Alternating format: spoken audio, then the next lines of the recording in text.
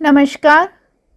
आज मैं आप लोगों के लिए नरेंद्र कौर छाबड़ा जी की एक रचना रूहानी रिश्ते लेकर आई हूँ।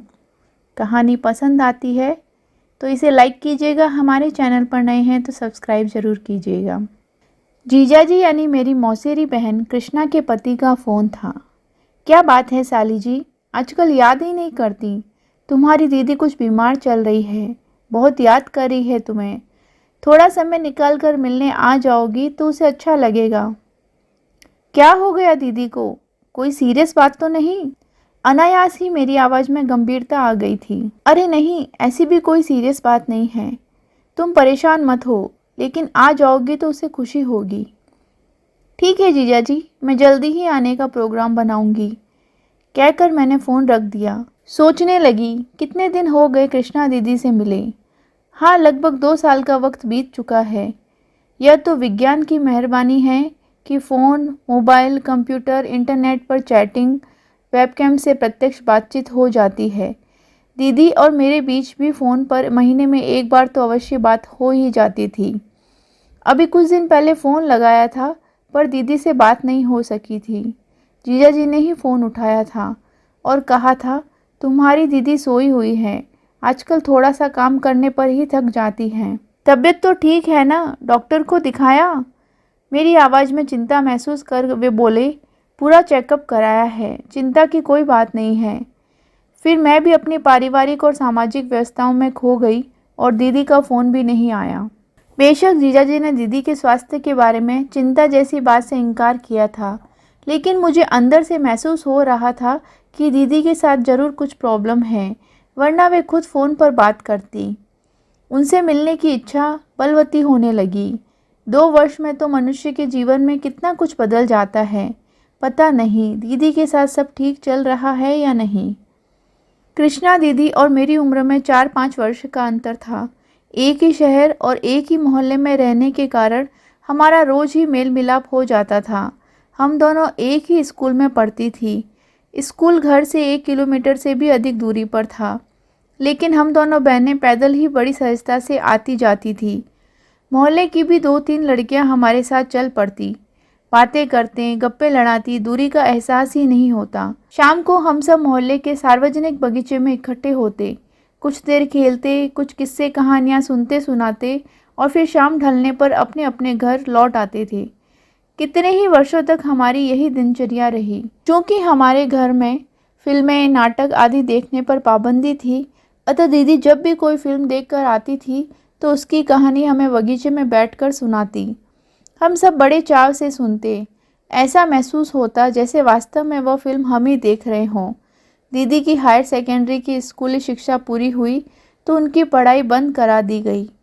घरेलू काम जैसे खाना बनाना, सिलाई बुनाई उन्हें सिखाया जाने लगा, क्योंकि साल 2 साल में उनकी शादी होनी ही थी।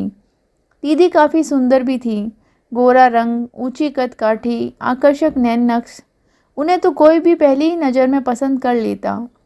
मौसी का कहना था, सिर्फ सूरत से कुछ नहीं होता, सीरत जरूरी है, लड़की में भी सभी गुण होने चाहिए। 18 वर्ष की होते ही कृष्णा दीदी की शादी तय हो गई। उनके पति पढ़े लिखे कॉलेज में प्राध्यापक थे। उन दिनों लड़के लड़की के माता पिता ही शादी तय करते थे। लड़के लड़की का आपस में देखना, मिलना, बातचीत करने जैसी औपचारिकताओं का महत्व नहीं होता था। अगर माता पिता को रिश्ता पसंद आ गया तो लड़के लड़की को केवल सूचित किया जाता था, उनकी राय जानने की आवश्यकता नहीं समझी जाती थी। शादी के बाद ही दीदी व जिया जी ने एक दूसरे को देखा था। जो लोग भी शादी में शामिल थे, सभी ने दबी जुबान से जीजाजी के व्यक्तित्व को लेकर अलग अलग प्रतिक्रिया की थी। जीजाजी का व्यक्तित्व दीदी के सामने एकदम बौना था। गहरा रंग, छोटा कद और कुछ भारी शरीर। कुछ महिलाओं ने तो दबी जुबान में यह भी कह दिया था, कृष्णा के लिए यही लड़का इनको नजर आया। चांद में ग्रहण लग गया ऐसा प्रतीत होता है। कुछ एक इससे भी आगे निकल गई। अपने कृष्णा की तो छूने भर से मैली हो जाने वाली रंगत है, इसके साथ रहकर तो वह भी काली हो जाएगी। संगत का असर तो होता ही है ना। कनखियों से इशारेबाजी, हंसी ठट्ठा होता रहा, लेकिन इन सब से बेखबर मौसा मौसी बड़े चाव से उत्साह उमंग से शादी की रस्मों को पूरा करने में व्यस्त रहे। शादी के बाद जब जब दीदी मायके आती, उनकी खिली खिली रंगत और दमकता चेहरा उनकी खुशहाल जिंदगी के सबूत पेश करते। 5 वर्षों में वे 2 बच्चों की मां बनकर अपनी घर गृहस्थी में पूरी तरह रम गई थी। अपने सुखी वैवाहिक जीवन के बारे में बताते हुए वे हमेशा कहती, मैं बड़ी भाग्यशाली हूँ जो मुझे ऐसा पति मिला जिसमें सभी मानवीय गुण हैं। मुझे उनसे प्रेम, अपनापन, सहयोग, प्रेरणा सभी कुछ मिला। जीवन सहजता से गुजरता रहा। शादी के पश्चात मैं भी दूसरे शहर चली गई। हमारे बीच पत्र व्यवहार और फ़ोन द्वारा संपर्क बना रहा। पारिवारिक कार्यक्रमों में साल 2 साल में मिलना हो जाता था। दीदी के साथ जीजाजी अक्सर कार्यक्रमों में शामिल होते थे। वहाँ उन दोनों का प्रेम चर्चा का विषय बन जाता था। जीजाजी जब तैयार होते तो दीदी के सम्मुख खड़े होकर बड़े प्यार से पूछते, कृष्णा देखो ठीक लग रहा हूँ ना। हम सभी मुस्कुरा उठते।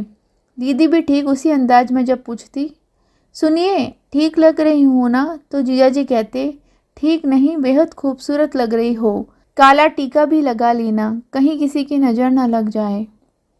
मौसी बताती थी कि जब कृष्णा दीदी मायके आती थी तो जीजाजी की लिखी एक चिट्ठी रोज राखियाँ लेकर आता। छोटे भाई बहन उसे छेड़ते कि इतना भी क्या दीवानापन, रोज चिट्ठी लिखने बैठ जाते हैं। उनसे कहो थोड़ा सब्र रखें, 15-20 दिन इतने लंबे तो नहीं होते। दीदी केवल मुस्कुरा देती, लेकिन उनके चेहरे की लालिमा और खुशी देखकर सभी संतुष्ट होते कि बेटी अपने घर सुखी है। समय का चक्र अपनी गति से चलता रहा। दीदी के बच्चे पढ़ लिख कर उच्च शिक्षित हो गए। बेटे की एक अच्छी कंपनी में नौकरी लग गई, लेकिन दूसरे शहर में। इधर बेटी के लिए अच्छा वर मिल गया तो उसकी भी आनन फानन में शादी हो गई। अब दीदी जीजाजी अकेले रह गए। कई बार उनका फ़ोन आता, क्या कर रही हो? अब तो तुम्हारे दोनों बेटे भी बड़े हो गए हैं, कॉलेज जा रहे हैं, आ जाओ ना कुछ दिनों के लिए। पति और बच्चों की तरफ से हरी झंडी मिलने पर मैं सप्ताह भर के लिए कृष्णा दीदी के पास चली गई। कृष्णा दीदी कभी चाय नहीं पीती थी। यहाँ मैंने देखा, सवेरे ट्रे में 3 प्याले चाय व बिस्किट लेकर वे बोली, अनु चलो बेड टी ले ले। मैंने हैरानी से पूछा, दीदी आप तो चाय के नाम से ही चिढ़ती थीं, जिंदगी में कभी चाय पीते आपको नहीं देखा, यह करिश्मा कब से हो गया? वे मुस्कुराते हुए बोली, जब जिंदगी में कोई टूट कर चाहने वाला मिल जाए ना, जिसे आपसे शारीरिक नहीं आत्मिक प्रेम हो, तो जीवन में करिश्मे होते ही रहते हैं। मैं तो सिर्फ चाय ही पीने लगी हूँ, जबकि ये तो मेरी पसंद की फिल्में, नाटक, प्रदर्शनी तक देखने चल पड़ते हैं। इनको ऐसा कोई शौक़ नहीं था। क्रिकेट मैच से मेरा कभी कोई वास्ता नहीं रहा, लेकिन अब इनके साथ बैठकर टीवी पर पूरा मैच शौक़ से देखती हूँ। इन्हें बहुत पसंद है ना। मैं मंत्रमुग्ध सी उनकी बातें सुनती रही। जीवन साथी का अर्थ होता है जीवन साथ साथ जीना, जिनमें परस्पर प्यार, विश्वास, समर्पण, आदर, अपनत्व होगा, उन्हीं का जीवन सहज होगा, उमंग उत्साह से भरा होगा। वरना 2 ध्रुवों की तरह हो जाएगा जो आपस में कभी नहीं मिलते। अब तक बिताई अपनी ज़िंदगी से मैंने यही अनुभव किया है। अगर सच्चे दिल व पूरे निष्ठा से प्रयास किए जाएं, तो हम जीवन को बड़ी खूबसूरती से अपने ढंग से जी सकते हैं। रात के खाने के बाद हम दोनों बैठ पुरानी स्मृतियों को याद कर गपशप में मशगूल थीं। ठंड के शुरुआती दिन थे। हल्की हल्की ठंडी हवा खिड़की के रास्ते से बीच बीच में आकर खुशनुमा एहसास दिला रही थी। दीदी शायद थक गई थी। कुछ देर बाद ही उनिंदी सी हालत में बोली, मुझे नींद आ रही है, तुम भी सो जाओ, बाकी बातें कल करेंगे। मुझे अभी नींद नहीं आ रही थी, अतः किताब पढ़ने लगी। कुछ देर बाद जीजाजी वहाँ आए। दीदी को सोता हुआ देखा तो अलमारी में से कंबल निकालकर उन पर ओढ़ाते हुए बोले, जब से कृष्णा को थायराइड की बीमारी हुई है, इसे ठंडी अधिक लगती है, पर अपना ख्याल ही नहीं रखती, ऐसे ही सो गई। लेकिन मेरे नाश्ते से लेकर खाने, पहनने, ओढ़ने, दवा आदि सब का ख्याल इसे रहता है। हर कार्य समय से करती है। सचमुच इसके बगैर तो मैं अधूरा हूँ। अगले दिन दीदी उठी तो बोली, रात को नींद तो अच्छी आई, फिर भी न जाने क्यों सिरदर्द हो रहा है। जया जी फौरन बोले, तुम आराम करो, मैं चाय बना लेता हूँ। मैं जब चाय बनाने के ख्याल से उठने लगी तो उन्होंने यह कहकर मुझे बिठा दिया कि साली जी कभी हमारे हाथ की चाय पीकर भी देखिए। ट्रे में चाय के साथ मठरी व बिस्किट लेकर वे कुछ ही देर में प्रकट हो गए। चाय वाकई में बहुत अच्छी बनी थी। मैंने कहा, दीदी तुम सचमुच में बहुत खुशकिस्मत हो जिसे जीजाजी जैसा जीवन साथी मिला। दीदी स्वीकृति में मुस्कुरा दी।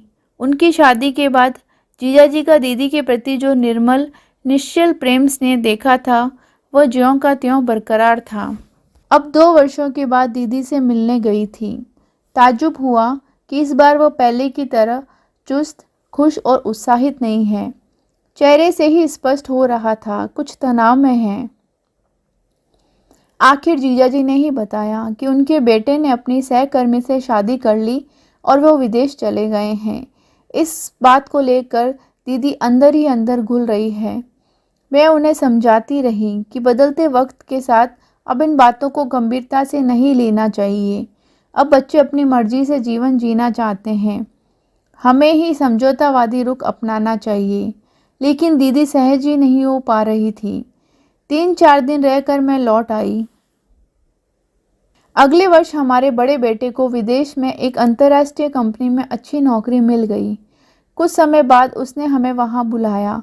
लगभग 2 माह घूम फिर कर हम वापस लौटे तो मौसी की बहू से खबर मिली कि कृष्णा दीदी नहीं रही। पिछले माह उन्हें जबरदस्त दिल का दौरा पड़ा था। अस्पताल में 4-5 दिन मौत से लड़ने के बाद वे हार कर चल बसी। सुनकर गहरा सदमा पहुंचा था। जीजाजी की क्या मनोदशा होगी, यह सोचकर ही मन भारी होने लगा। जब उनसे मिलने गए तो वे उदास और थके से लग रहे थे। मेरी रुलाई फूट पड़ी। बेटे के विवाह को लेकर दीदी ने इतना तनाव पाल लिया कि खुद ही बीमार हो गई। जीजाजी ने धीरे से कहा, कृष्णा को ब्रेन कैंसर हो गया था। इस बात का पता काफ़ी देर बाद चला, तब तक वह लाइलाज हो चुका था। उसे जब इस बात का पता चला तो वह काफ़ी घबरा गई थी। अपनी बीमारी की चिंता की बजाय उसे यह चिंता थी कि उसके जाने के बाद मेरा क्या होगा, कैसे अकेला रह पाऊंगा। अंतिम दिनों तक वह मुझे समझाती रहती थी कि मैं स्वयं को किस प्रकार व्यस्त रख सकता हूँ, मुझे अपने स्वास्थ्य का किस प्रकार ख्याल रखना है, मेरी दवाइयाँ कहाँ रखी हैं, ज़रूरी कागजात, जेवर व अन्य कीमती सामान कहाँ रखे हैं, इसकी जानकारी देती रहती थी। इसी चिंता में उसे ज़बरदस्त दिल का दौरा पड़ा और वो मुझे छोड़कर चली गई। सचमुच मैं बहुत अकेला हो गया हूँ। सहज होने पर जीजाजी बोले, मैंने कृष्णा को लेकर कुछ कविताएं लिखी हैं, सुनोगी? मेरी स्वीकृति पर वे उठे, भीतर गए, एक डायरी हाथ में लिए लौटे। दीदी के वियोग में लिखी विरह कविता में उन्होंने दीदी के लिए नूरी, फूल, चांदनी जैसी कई उपमाएं दी हुई थी। दीदी की उनके प्यार समर्पण की खूब प्रशंसा की थी। उत्सुकता से मैंने पूछ लिया, आप पहले भी कविता लिखते थे या? वे बीच में ही बोल पड़े, शादी के बाद कृष्णा ने इतना प्यार दिया कि मैं तुकबंदी करने लगा। उसे लिखे हर पत्र में मैं कुछ पंक्तियां जरूर लिखता था। कविता बने या शेर, इससे मुझे कुछ लेना देना नहीं होता था। मुख्य बात होती थी कि अपनी भावनाओं को उस तक पहुंचाना। मैंने उससे एक बार कहा था कि मैं जो भी पत्र लिखता हूँ उन्हें सहेज कर रखना, मुझे बड़ी खुशी होगी, क्योंकि उनमें मैं अपने भीतर का पूरा प्यार, स्नेह, आदर, समर्पण सभी कुछ डाल देता हूँ। तुम्हें हैरानी होगी, हृदयाघात होने से 1 दिन पहले उसने एक रेशमी बैग में से मेरी लिखी सारी चिट्ठियाँ मुझे सौंपते हुए कहा था, यह आपकी अमानत है, आपको सौंप रही हूँ। पता नहीं कब सांसों की डोर टूट जाए, इसे संभाल लेना, आपसे किया वादा पूरा कर दिया है। जीजाजी ने वे भी पत्र हमें दिखाए जो 35 वर्ष पहले उन्होंने दीदी को लिखे थे। कमरे में दीदी की मुस्कुराती बड़ी सी फोटो लगी हुई थी। जीजाजी ने उसे बड़े प्यार से निहारते हुए बोला, अस्पताल जाने से 2-4 दिन पहले ही यह फ़ोटो मैंने खींची थी। उस दिन कृष्णा मुझे बेपनाह खूबसूरत लग रही थी। मैंने जब फ़ोटो खींचने की बात की तो फ़ौरन तैयार हो गई। फिर बोली, इस फ़ोटो पर हार मत चढ़ाना, क्योंकि हार तो उसे चढ़ाया जाता है जो ये संसार छोड़कर चला जाता है। मैं तो हमेशा आपके संग ही रहूँगी, आपकी यादों में, सपनों में, बातों में। आपने इतना प्रेम जो दिया है, क्या मैं आपको अकेला छोड़ सकती हूँ? जीजाजी के चेहरे पर कुछ देर पहले जो उदासी, सूनापन था, उसके चेहरे पर अब वे सहज, स्थिर और शांत नजर आने लगे थे। कुछ देर की चुप्पी के उपरांत वे बोले, पहले मुझे लगता था कि कृष्णा के बिना मैं नहीं जी पाऊंगा, लेकिन अब महसूस होता है कि वह तो मेरे साथ ही है। उसकी मधुर स्मृतियाँ मेरे हर क्रियाकलाप में, मेरे आसपास ही रहती है। वह केवल शरीर छोड़कर गई है, रूहानी रूप में वह सदा मेरे साथ ही रहती है। यह फ़ोटो देखो, कैसे मुस्कुरा रही है। उसके आत्मिक प्रेम के सहारे अपना शेष जीवन मैं सहजता से जी लूँगा। मैं सोचने लगी, आज इस संसार में प्रेम जैसा पवित्र शब्द एक व्यापार बनकर रह गया है, वहाँ दीदी जीजाजी का पावन आत्मिक प्रेम कितना शक्तिशाली है, जो जीवन के बाद उतना ही महत्व व प्रभाव रखता है। दिल को छूता है उनका यह रूहानी रिश्ता। उनके निश्चल, निर्मल व पावन प्रेम के प्रति मन श्रद्धा से भर उठा। कैसी लगी आपको ये रचना, मुझे कमेंट बॉक्स में ज़रूर बताइएगा। मिलती हूँ किसी नई कहानी के साथ, तब तक अपना ख्याल रखिए।